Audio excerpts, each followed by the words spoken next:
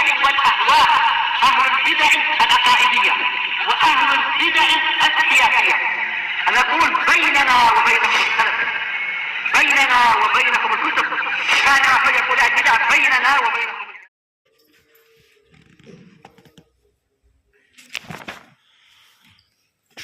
بسم الله الرحمن الرحيم. الحمد لله والصلاة والسلام على رسول الله وعلى آله وصحبه وسلم. بعد الآن إن شاء الله يا إخوان بجاه حوار الوجيز. قال المجيز: إن المولد أمر يستحسنه العلماء والمسلمون في جميع البلاد وجرى به العمل في كل صقع، فهو مطلوب شرعا للقاعدة المأخوذة من قول ابن مسعود رضي الله تعالى عنه: ما رأى المسلمون حسنا فهو عند الله حسن. Di antara syubhat yang dipakai oleh orang-orang yang membolehkan Maulidun Nabawi dan juga yang lainnya dari bid'ah-bid'ah yang mereka sangka itu adalah ibadah yang baik, itu adalah perkataan mereka bahwasanya Maulid itu salah satu hal yang dipandang baik oleh kalangan para ulama dan juga kaum muslimin di semua negara, di semua tempat dari tempat-tempat yang ada di bumi ini, di mana pengamalan untuk Maulid itu salah satu salah satu hal yang telah lumrah. Maka kalau memang keadaan demikian, Maulid dipandang baik oleh para ulama, dipandang baik oleh kaum muslimin, diamalkan di semua tempat, maka itu salah satu hal yang dituntut, hal yang baik secara syariat. Karena sesuai dengan kaidah yang disebutkan oleh Abdullah ibnu Mas'ud, apa-apa yang dilihat oleh kaum muslimun baik, maka di sisi Allah juga baik. Ini kaidah ini, perkataannya siapa ini? Abdullah ibnu Mas'ud. Perkataannya Abdullah ibnu Mas'ud. Hal yang dipandang oleh kaum muslimin baik, maka di sisi Allah juga baik. Tapi sekarang kaum muslimun, mayoritas kaum muslimin yang ada di permukaan bumi ini, itu mayoritas. Dan juga karena ulama di antara mereka memandang yang namanya Maulid itu hal yang baik. Maka kalau memang demikian, maka Maulid itu di sisi Allah juga baik. Ini yani mana syubhat. قال المانع جوابي عليك من 3 وجوه. أولا أن هذا الحديث موقوف فلا يجوز أن يحتج به في معارضة النصوص القاطعة في أن كل بدعة ضلالة كما صح عنه صلى الله عليه وسلم. ثانيا وعلى افتراض صلاحية الاحتجاج به فإن آل في كلمة مسلمون للعهد، ويبين ذلك السياق حيث جاء فيه عن عبد الله بن مسعود رضي الله تعالى عنه قال إن الله نظر في قلوب العباد فوجد قلب محمد خير قلوب العباد فاصطفاه لنفسه فابتعثه برسالته، ثم نظر في قلوب العباد بعد قلب محمد فوجد قلوب أصحابه خير قلوب العباد فجعلهم وزراء نبيهم يقاتلون على دينه فما رأى المسلمون حسنا إلى آخره. وعليه فالمراد بهذا الأثر إجماع الصحابة واتفاقهم، ويؤيد ذلك ما جاء عند الحاكم بزيادة: وقد رأى الصحابة جميعا أن يستخلفوا أبا بكر رضي الله تعالى عنه في هذه الجملة بيان المراد، فقد استدل عبد الله مسعود على استخلاف أبي بكر بإجماع الصحابة. ثالثا إن قيل إن أهل الاستغراق فيشمل كل المسلمين فيكون إجماعا، وأهل الإجماع هم الاجتهاد والعلم، فإذا صح هذا فمن هم أهل العلم؟ وهل يدخل فيهم المقلدون الذين سدوا على أنفسهم باب الفقه عن الله ورسوله وزعموا أن باب الاجتهاد قد أغلق؟ كلا ليس هؤلاء منهم، وإليك البيان. قال الحافظ ابن عبد البر، يوسف بن عبد البر، قال: حد العلم عند العلماء ما استيقنته وتبينته، وكل من استيقن شيئا وتبينه فقد علمه، وعلى هذا من لم يستيقن الشيء وقال به تقليدا فلم يعلمه. والتقليد عند جماعة العلماء غير الاتباع، لأن الاتباع هو أن تتبع القائل على ما بان لك من صحة قوله، والتقليد أن تقول بقوله وأنت لا تعرف ولا وجه القول ولا معناه. Siapa yang belum paham masalah syubhatnya? Syubhatnya jelas. Jadi Maulid itu hal yang lumrah, yang diketahui oleh semua kaum muslimin, dan mereka telah mengamalkan dan mengakui hal itu hal yang baik. Kalau memang demikian, apa yang dipandang oleh kaum muslimin baik, maka di sisi Allah juga baik. Dan ini perkataannya Abdullah bin Mas'ud. Jawabannya adalah perkataan Abdullah ibnu Mas'ud itu mauquf. Artinya ini hanya ucapannya Abdullah ibnu Mas'ud. Kalau memang ini ucapannya Abdullah bin Mas'ud saja, maka nggak boleh dilawankan dengan hadis Rasulullah. Di mana hadis-hadis Rasulullah itu telah memberikan kejelasan bahwa semua bid'ah itu adalah sesat. Semua bid'ah itu adalah sesat. Dan ucapannya sahabat itu bisa dijadikan hujjah dengan 2 syarat. Syarat yang pertama tidak bertentangan dengan dalil. Syarat yang kedua, kalau tidak ada di antara para sahabat yang menyelisihi. Kalau ucapan sahabat menyelisihi dalil, bukan hujjah, atau diselisihi oleh sahabat yang lain, maka dilihat mana yang lebih kuat. Mana yang lebih kuat. Lah ini Abdullah bin Mas'ud, ucapannya ini adalah kalau seandainya dipakai untuk bahan membolehkannya bid'ah, maka ucapannya itu sedang bertentangan dengan dalil. Maka langsunglah ucapan sahabat tersebut apa? Gugur, jatuh, dan tetap hadis Rasulullah itu yang unggul. Ini apa? Ini sisi pertama. Sisi kedua, kalau seandainya kita mengalah, taruhlah kita mengalah, bahwasanya perkataannya Abdullah ibnu Mas'ud itu boleh untuk dipakai hujjah. Tadi pertama apa? Kita nggak mengalah, kita nggak terima bahwasanya Abdullah ini perkataannya Abdullah Mas'ud itu boleh dijadikan sebagai dalil karena dia bertentangan dengan dalil yang lain. Tapi sekarang ini yang kedua, kita mengalah. Taruhlah ucapannya Ibnu Mas'ud boleh dijadikan sebagai dalil. Tapi siapakah yang dimaukan dari kata-kata muslimun? Karena di sini ma'ra'al muslimun hasanan, apa-apa yang dilihat oleh kaum muslimin baik, maka di sisi Allah juga baik. Siapakah kaum muslimin di sini? Sekarang antum mengatakan kaum muslimun. Siapakah kaum muslimun? Apakah kalian ini? Apakah siapa? Maka yang dimaukan dari al-muslimun di sini adalah dari kalangan para sahabat. Dari kalangan para sahabat. Dan dalilnya adalah dua. Yang pertama, ucapannya Abdullah bin Mas'ud itu memiliki apa ya, ikhwah? Memiliki kesempurnaan. Jadi ada awalnya. Dan mereka ahlul bidah sebagaimana yang kita ketahui, di antara kebiasaan mereka itu apa? Memotong. Dipotong teks yang panjang, dipotong mana yang sesuai dengan hawa nafsu, diambil sebagai dalil. Tapi kita lihat sekarang, Abdullah bin Mas'ud nggak hanya mengucapkan ucapan ini, tapi ada sebelumnya suatu ucapan dari beliau yang menjelaskan maksud siapakah mereka kaum muslimin. Kata Abdullah bin Mas'ud, sesungguhnya Allah melihat kepada hati-hati hambanya. Dilihat hati-hati ini. Maka Allah melihat bahwasanya hati Nabi Muhammad itu sebaik-baik hati. Maka Allah pilihlah Nabi tersebut, Nabi Muhammad sebagai Nabi. Dan Allah jadikan dia seorang Rasul. Kemudian selepas melihat hati Nabi Muhammad, melihat hati yang lain lagi. Siapakah yang pantas untuk menjadi pembantu dan penolong Nabi yang barusan dipilih? Maka Allah Azza wa Jalla melihat ternyata hati-hatinya para sahabat mereka lah yang lebih apa? Lebih pantas. Yang sangat baik dan pantas untuk menjadi penolong-penolong Nabi Muhammad. Dijadikanlah mereka sebagai sahabat Nabi Muhammad. Sampai sini jelas apa enggak jelas? Kemudian Abdullah ibnu Mas'ud menjelaskan apa-apa yang dilihat oleh kaum muslimin baik, maka di sisi Allah juga baik. Jadi yang dibahas oleh Abdullah ibnu Mas'ud siapa? Sahabat. Yang dibahas oleh Abdullah ibnu Mas'ud itu adalah sahabat. Sahabat itulah yang dimaukan oleh muslimun, yang apabila mereka memandang hal itu baik, maka di sisi Allah juga baik. Artinya kesepakatan para sahabat atas suatu perkara itu baik. Baik di sisi mereka dan juga baik di sisi Allah. Karena gak akan mungkin kesepakatan mereka kaum muslimin dari kalangan para sahabat itu batil. Jadi maksud dari Abdullah bin Mas'ud mengatakan apa yang dilihat oleh kaum muslimin baik, maka yang dimaukan dari kaum muslimin di sini adalah kalangan para sahabat. Karena teks dari ucapan Abdullah bin Mas'ud itulah yang mentafsirkan, bukan hawa nafsu, bukan kebodohan, bukan fanatik terhadap mazhab. Ini dalil pertama. Dalil yang kedua itu apa yang datang di riwayat Imam Al-Hakim, bahwasanya Abdullah ibnu Mas'ud selepas mengatakan apa-apa yang dilihat oleh kaum muslimin baik, maka di sisi Allah baik. Di sambungannya itu ada di riwayat Imam Al-Hakim, kata riwayat tersebut kata Abdullah ibnu Mas'ud wa qatra sahabatu jami'an an yastakhlifu Abu Bakar.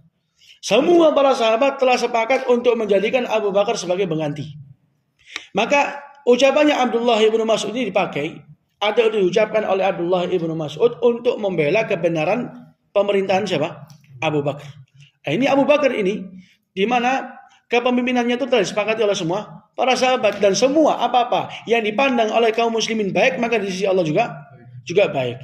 Di sini jelas bagi kita, kalau seandainya kita mengalah, ucapannya Abdullah ibnu Mas'ud itu apa ya, kawan? Sebagai dalil untuk dibolehkan maulid.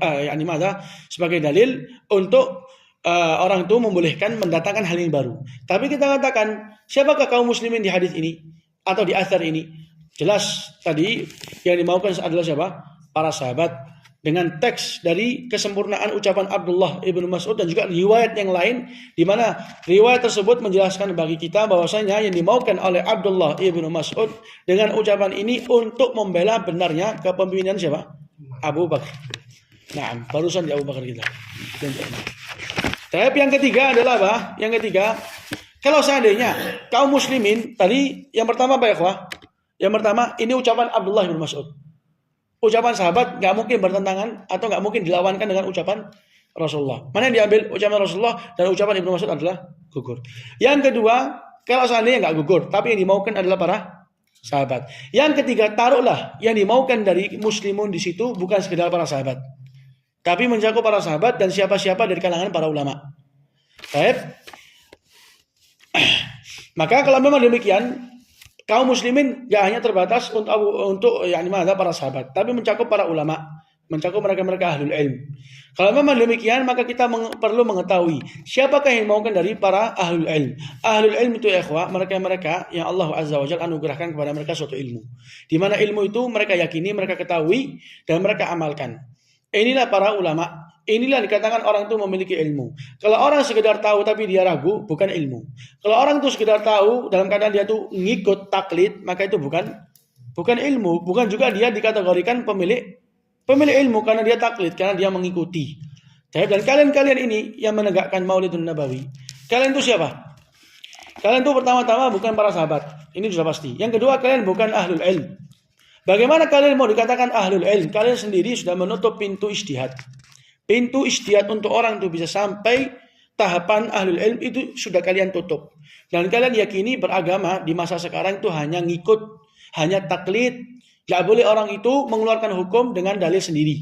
Dia mengeluarkan hukum dengan mengikuti para ulama sebelumnya, dengan mengikuti para pembesar dari mazhab yang tertentu. Antum apa Hanafi? Khalas, berarti antum fatwanya ngikuti Hanafi. Ibadah antum, muamalat antum ikut Hanafi. Antum apa Syafi'i? Khalas, antum ikut Syafi'i.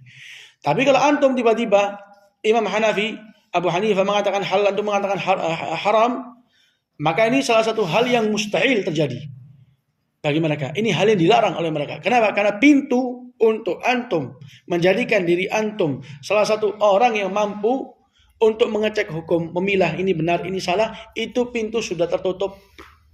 Kalau memang mereka meyakini seperti ini, maka apakah mungkin orang itu bisa sampai dalam tahapan pembawa ilmu? Di sini jelas ya ikhwah, bahwasanya apa? Bahwasanya kalau seandainya muslimun di sini itu adalah orang-orang yang umum, mencakup para sahabat dan para ulama, maka kalian yang membolehkan Maulidun Nabawi gak akan mungkin masuk dalam hakikat para ulama. Karena kalian tuh para juhala, bukan para ulama, para orang-orang bodoh. Tapi ilmu saja mereka gak memiliki. Karena mereka itu hanya taklid. Taklid itu apa? Mengikuti seseorang tanpa dia tahu apa landasannya. Tapi kalau antum mengikuti seseorang dan antum tahu benar ucapannya, apa referensinya, apa dalilnya, maka ini bukan taklid. Tapi ini mengikuti dan tunduk dengan dalil yang dibawa oleh orang ini. Dan ini yang diperintahkan oleh semua muslim. Tapi kalau mengikuti, ulama ini bilang apa? Ustadz ini bilang apa? Alim ini bilang apa? Langsung ikut. Dalilnya apa? Wallahu a'lam an-nusa ini apa? Sami'na wa ta'ana. Fakun kal-mayyit baina yaday al-mughassilin. Mereka mengatakan seperti itu. Jadilah engkau itu laksana orang yang sudah mati di hadapan orang yang memandikan. Ngikut. Diangkat tangan kanan, kiri, wah kata. Inilah keyakinan yang dimiliki oleh orang-orang sufi. Jadi perkataannya Abdullah bin Mas'ud itu bukanlah dalil. Bukanlah dalil untuk orang itu membolehkan maulid dan juga yang lainnya dari hal-hal yang bid'ah. Karena yang dimaukan dari kaum muslimin yang apabila mereka memandang suatu kebaikan itu adalah para sahabat. Pun kalau kita katakan umum maka para ulama.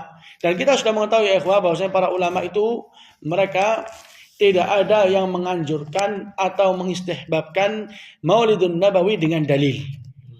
Dengan dalil. Mereka antara mengingkari dan antara yang membolehkan tapi dengan apa? Catatan yang banyak, di mana catatan itu sudah memang habis. Gak ada yang mampu untuk mengamalkan. Mereka menyelisihi ucapan ulama mereka sendiri yang mereka agungkan.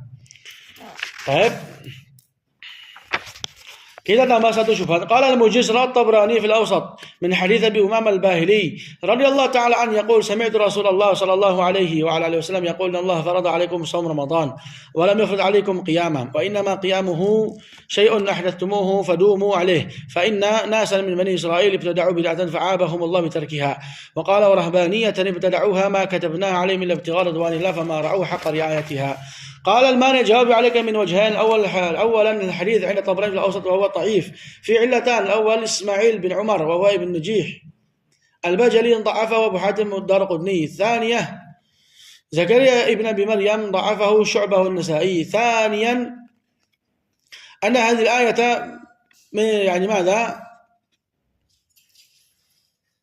min syar'i ma qablana wa syar'u ma qablana laisa syar'an lana. Apa kata orang yang membolehkan maulid? Mereka berdalil dengan hadis yang ada di Tabrani dari sahabat Abi Umamah. Rasulullah mengatakan sesungguhnya Allah mewajibkan atas kalian puasa Ramadan, tapi nggak mewajibkan atas kalian salat Ramadan, salat malam. Tidaklah salat malam itu kecuali hal yang kalian buat-buat, hal yang baru yang kalian datangkan. Fadumu alaih, maka hendaklah kalian itu komitmen dengan hal yang baru tadi itu. Karena sekelompok dari kalangan Bani Israel mereka membuat suatu bid'ah. Kemudian Allah mencela mereka kalau mereka meninggalkannya. Syuf. Rasulullah mengatakan apa? Puasa Ramadan wajib. Tapi kalau qiyam yang namanya salat tarawih itu enggak wajib, tapi kalian yang datangkan. Maka hendaklah kalian itu apa? Komitmen.